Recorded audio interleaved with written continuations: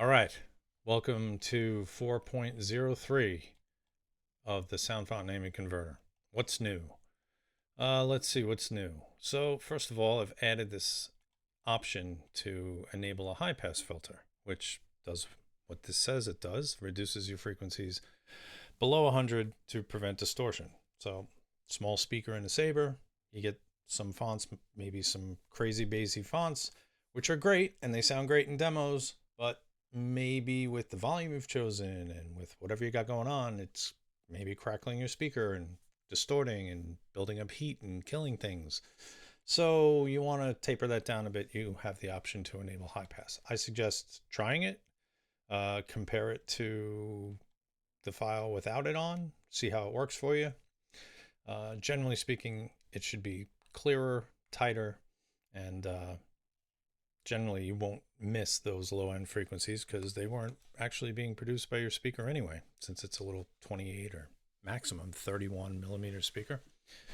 So that is here. You can do it in both, just the audio conversion. That's an option in there. I think it actually toggles in both places. Yeah, so if you click one on, it turns, it's not on by default because I'm not going to force it on people. Okay, anyway, what is automatic? Well, Frederick at Golden Harvest put out a Python script lately. Looks like this. That essentially fades in the first 10 samples and the last 10 samples fade out. What that does is it keeps your audio from starting abruptly and ending abruptly, which can cause clicks, especially in looped audio. Like when you get to the end and it loops to the beginning, if you're not going from 0 to 0 at the end to the beginning, you're going to get a pop. So I took some of that code and figured out what he was doing and incorporated it into the converter. So that is automatically applied now. And I'm going to run it and show you exactly what that looks like. But that's already done for you. So that's nice, right? Automatically apply 40 sample fade in and out. Yep. What else we do? Oh yeah, when this is done converting now, it's going to automatically scroll to the bottom down here where the download button appears, because it's not very intuitive. It's done and you go, well, what's happening now? At least now it'll show you, hey, look, there's a new button, and you can go download it. And what else?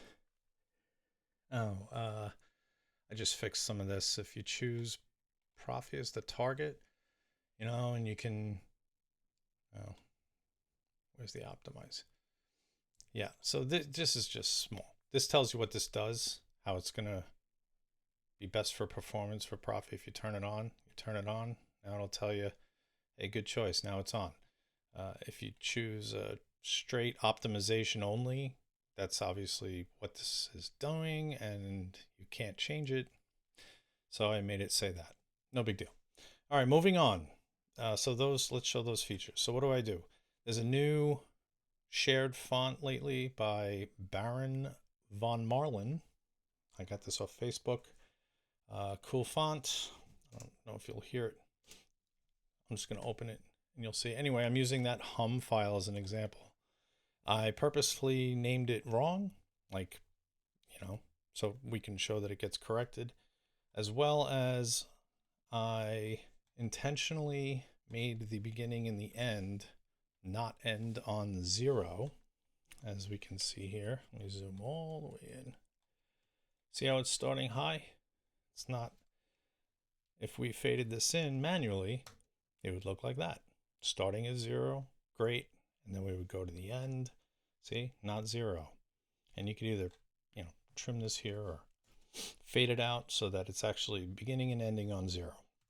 So instead of having to do that manually, that's going to happen auto-magically now. It's very nice. Okay, what else? Oh yeah, and then the sound, the high pass filter, I'll show you. This is intentionally cranked up on the low end, right? So here's 100 hertz, and below that is just going through the ceiling. So this is a ton of bass, and if you got headphones on, you can hear it. That's playing. Actually, could if I reroute my audio a little. Yeah, I don't know why I'm not hearing that, but I should be. Anyway, let's hope that's working. So that's a ton of bass. And if we manually did a high pass at 100 at 48 dB, it would lower the amplitude because we're losing all that low frequency energy, right? So it's actually quieter. So the converter will compensate for that. You'll end up with the same out that you get in as far as volume goes. But this has a lot less bass. So that's the example. So I'm going to close that. So remember, it's let me undo the high pass. So I'm going to high pass it, and I'm going to show how the ends get clean. Oh, and so now you can hear this loop. Let me just loop it. You'll hear this pop. See, as it loops around, you get that pop. That's because it's not zero crossing. Okay, enough of that. Let's do this thing. All right, so this is technically, it doesn't really matter. Let's go to CFX. We'll call it, you know, it could be whatever. Point is, I'm going to turn on enable high pass. I'm going to upload that file. Yep. And I'm going to click convert. And scrolls to the bottom. It's done. I'm going to download it right into the same place. Actually, just here. Oh, why did I do that? My bad. I want to keep that naming.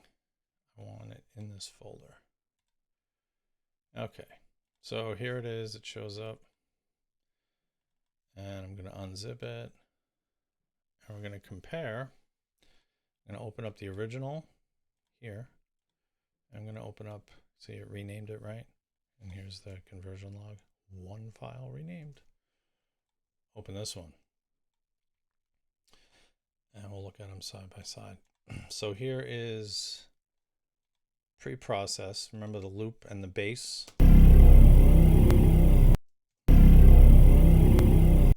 And now we've got the same volume, but high passed and no click. Now, how do we get rid of the click? Well, if you look in close, the very, very end, the last 40 samples has been faded down back to zero, as has the beginning, as opposed to what we had originally. Okay, so that's the original, and here's make it the same. Yeah, so that's the same. See, this one's fading, this one's not. Same thing happens on the end. And there you go. So cool. Enjoy that. If you feel like buying me a coffee, there's always click this link here.